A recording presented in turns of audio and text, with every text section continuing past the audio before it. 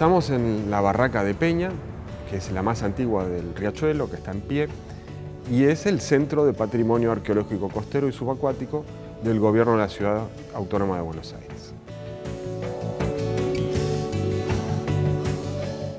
Acá recibimos a escuelas, realizamos talleres, integramos a la comunidad en todo lo que significa el saneamiento ambiental de la cuenca baja del Riachuelo en su sector portuario, y por lo tanto recuperamos ese patrimonio, esa memoria del trabajo, la memoria de la logística, la memoria del comercio, justamente en estos mostradores de la Pampa, que son los muelles del Riachuelo.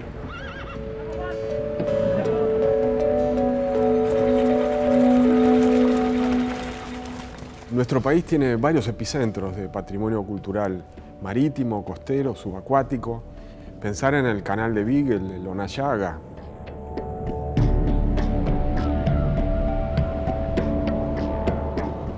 La costa norte de Tierra del Fuego.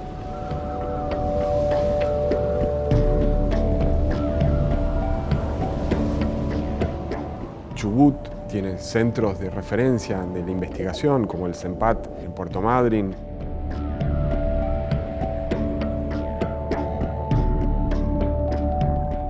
Santa Cruz, en la ría donde están los restos de la Swift.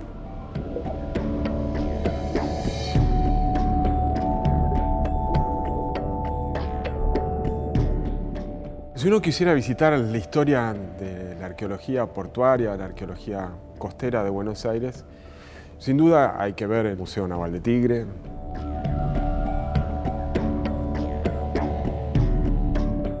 el Museo Histórico Nacional del Parque Lezama,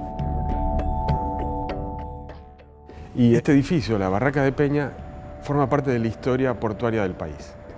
Es el primer lugar donde se encontró el tren con el barco y con el carro, es decir, el transporte terrestre, el transporte naval y el transporte ferroviario. Se construyó el edificio que vemos ahora para almacenar lana y otros muchísimos productos. Así que desde los tiempos anteriores al virreinato, desde los tiempos de la colonia, hasta el momento en que deja de ser operativo el puerto del Riachuelo, nosotros documentamos todo lo que es posible. Y entonces empezamos con un abordaje territorial, ¿no? Ya realmente nos situamos como referente en cuanto a cuestiones de colecciones museológicas, que son de patrimonio costero, portuario, arqueológico y marítimo. Aquí tenemos 28 colecciones ligadas a estas historias arqueológicas del puerto. Es un conjunto patrimonial, es un área de protección histórica y es donde hemos reunido colecciones que tienen que ver con lo que encontramos debajo de los conventillos.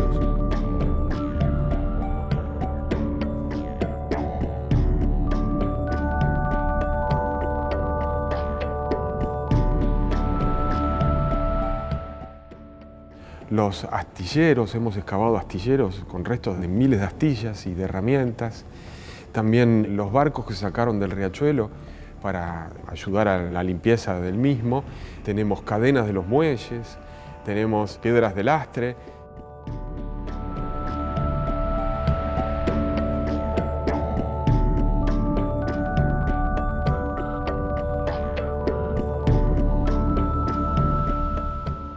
Y también los restos de un barco de madera encontrado en el dique 1 de Puerto Madero.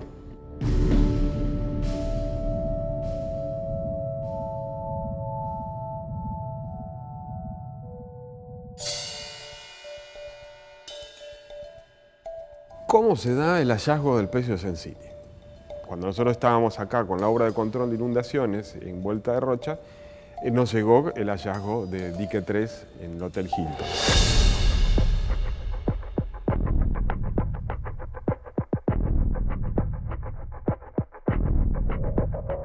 Ahí intervinimos y nos llevaron a monitorear obras de construcción, pedir permiso en una obra muy grande en dique 1. Entonces empecé en agosto a seguir esa obra de construcción hasta el 29 de diciembre, cuando la retroexcavadora había dejado a la vista las costillas de un barco.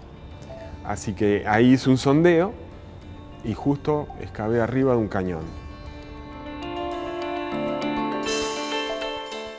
Pero para mí fue muy emocionante entender que ahí donde estaban los cañones y había hecho el pocito arriba de ellos, era el inicio de un proyecto muy grande. Así que esto se dio a conocer a los medios y ya al día siguiente fue un escándalo.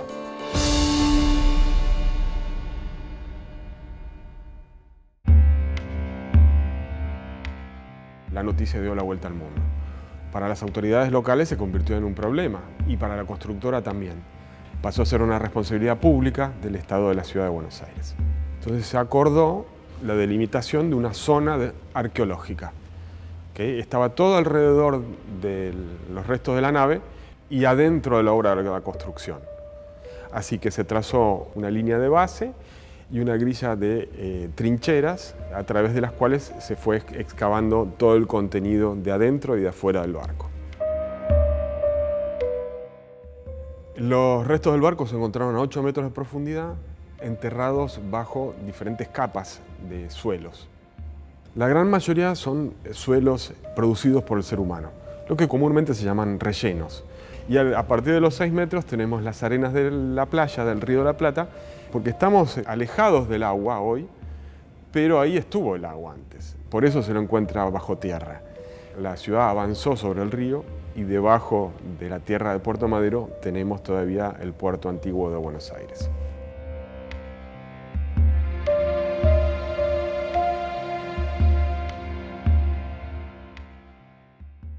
Este hallazgo nos abre un portal histórico de unos 300 años en Buenos Aires, en el que narra la historia de los puertos, sobre todo los puertos españoles, en América y sobre todo el puerto de Buenos Aires. Y tanto en una ribera como en la otra, ribera de Avellaneda, como en la ribera de La Boca, nosotros lo pensamos como un territorio museo. Ese riquísimo mundo que se generó a partir del puerto de Buenos Aires. Este barco lo que genera justamente es eso. Abre ese universo que brinda muchas respuestas, pero genera mucho más interrogantes.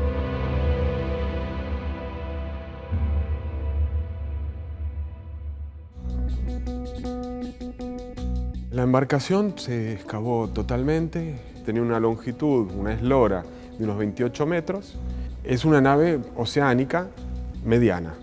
Debe haber tenido 3 mástiles, debe haber sido una pequeña fragata, una fragatilla que por las fuentes identificamos como fragata Patacho, esos navíos que iban o de aviso o bien llevaba cosas para la flota.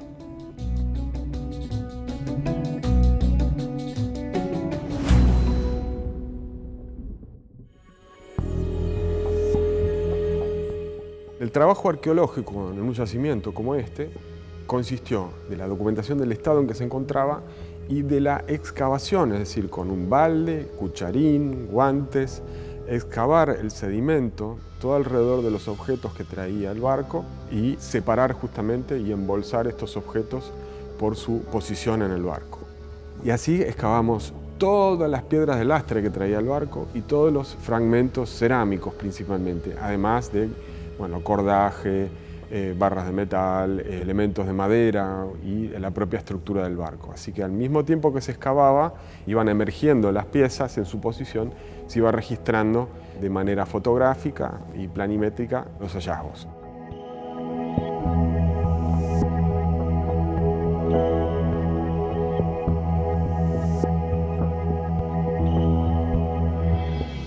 Relevarlo de manera casi forense forma parte de la documentación científica del patrimonio subacuático.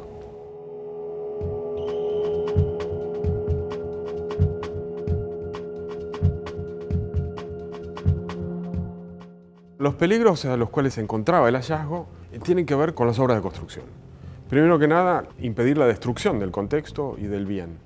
Es algo que nosotros estamos acostumbrados en la Ciudad de Buenos Aires a trabajar en obras de construcción y desarrollar proyectos de arqueología preventiva, porque nos podemos anticipar y el ciudadano, el profesional que hace una obra de construcción ya también puede tener información para anticiparse de hallazgos.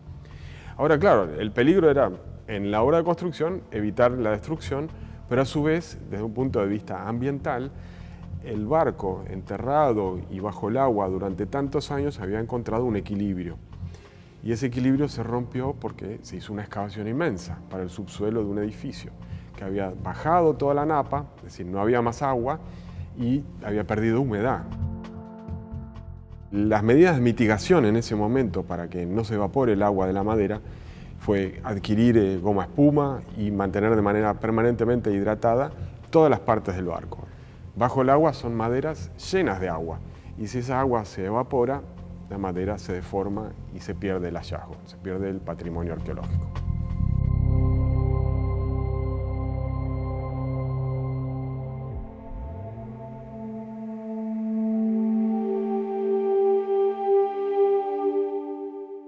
Institucionalmente se convirtió en un proyecto de negociación entre un privado, que era el dueño del predio, y la ciudad, para defender su patrimonio. El privado ofreció ayuda, adquirió algunos bienes, nos dejó trabajar y luego dijo, bueno, si esto queda acá, necesito que me den esta superficie en Puerto Madero para seguir construyendo. Cosa que en esa negociación no se pudo hacer y por eso se decidió traerlo a este sitio.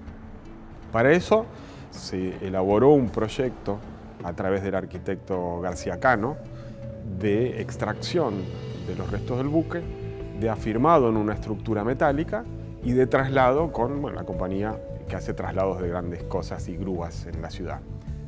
Así que en un mes de abril del año 2011 se lo traslada para la Barraca de Peña, donde se había preparado una fosa dentro del agua, donde podía recrearse las condiciones de humedad y falta de luz con un proyecto de reenterramiento o recubrimiento. Y por eso hoy tenemos un barco enterrado en este lugar. Está marcado con un estacado y la gente que viene a visitarlo puede ver las dimensiones aproximadas de esta embarcación.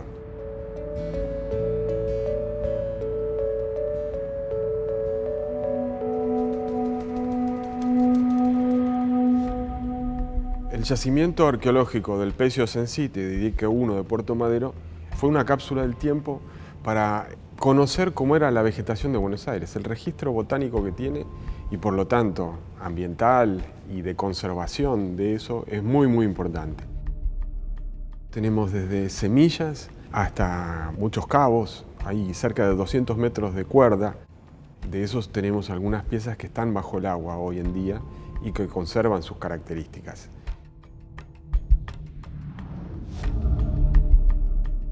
Los objetos nunca hablan por sí solos, sino que los rodeamos de un contexto en donde nosotros podemos ir explicando qué quiere decir y cómo se interpreta cada objeto.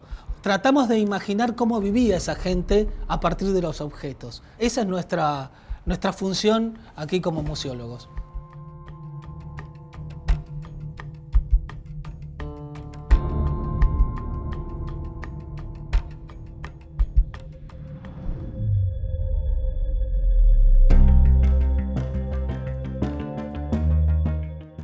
La investigación permitió conocer, en este caso, todo el conjunto de bienes que compone un naufragio colonial en el puerto de Buenos Aires. Encontramos bastantes maderas cortadas en un sector y herramientas asociadas al mismo. Ahí cerquita también había algo que podía ser parte de la cocina del barco, una espumadera, o también había unas monedas de cobre, unos maravedíes pegados al forro del fondo del barco, casi como un ritual, ¿no? Luego había una serie de pipas africanas.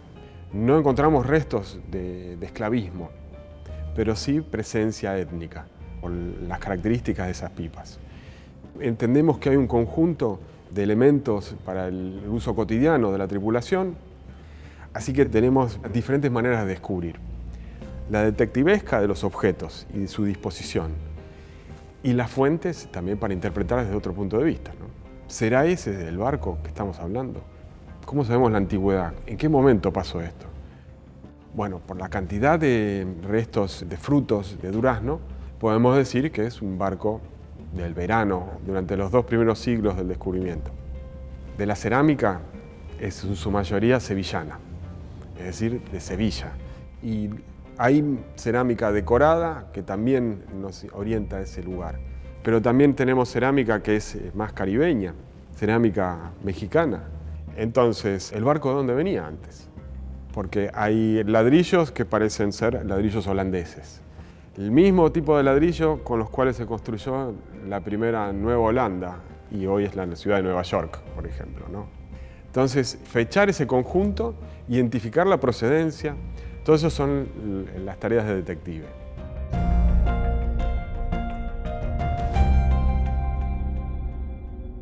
Tenemos objetos que trabajamos más fuertemente. Uno son los cañones.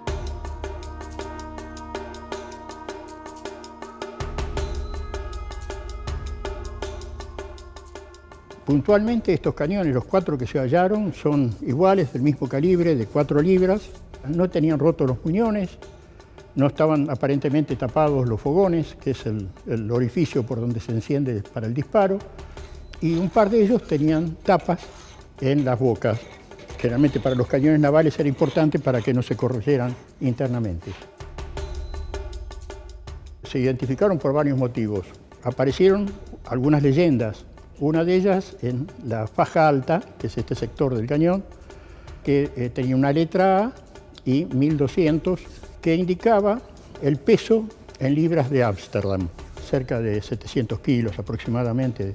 Y por otro lado, en la punta de uno de los muñones, aparece la letra F.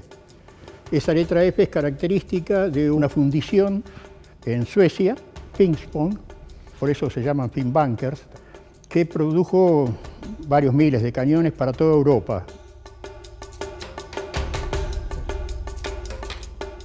Participé en la excavación de ellos y colaboro en desincrustarlos, limpiarlos, terminarlos en serio y que al final quede una pieza en buenas condiciones y con el proceso corrosivo detenido, ¿no? Estabilizarlas es fundamental.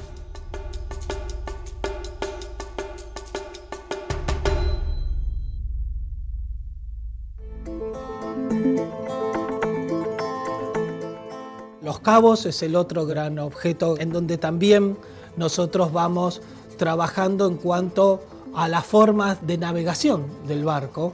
¿Para qué se utilizarían las sogas? Si traería cadenas, si traería metales. Los otros objetos importantes son las botijas, o sea, los envases que han quedado en el barco, que sabemos que podrían llevar agua, podrían llevar vino, podrían llevar aceite. Estos envases eran las botellas de Coca-Cola de hace 300 años, o sea, eran iguales en todo el planeta.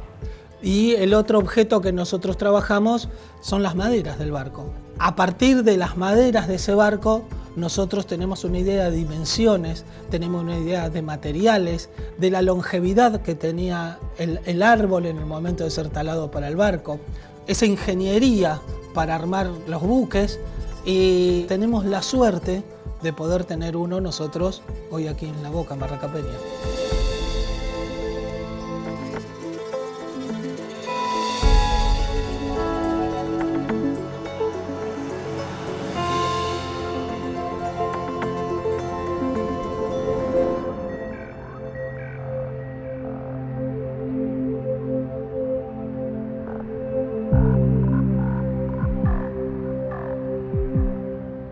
El Río de la Plata tiene muchísimos naufragios, más de 1500.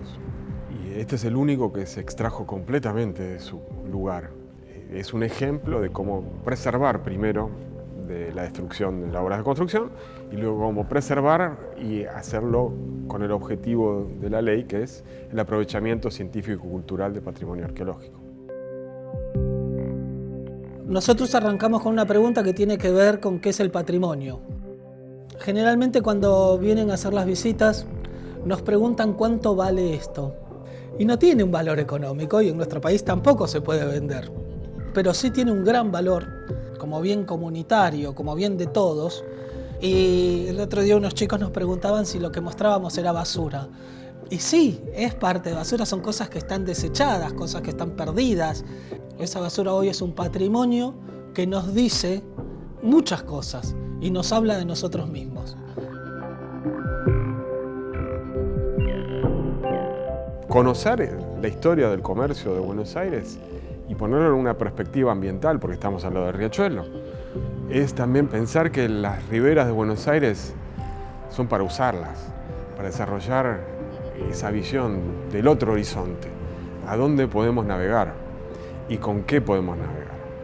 que la preservación sea una transformación del lugar donde vivimos. Nosotros al preservar esto, transformamos el alrededor. Y cuanto más gente entienda que la preservación del ambiente es también preservar el patrimonio cultural, mejor nos va a ir a todos, me parece.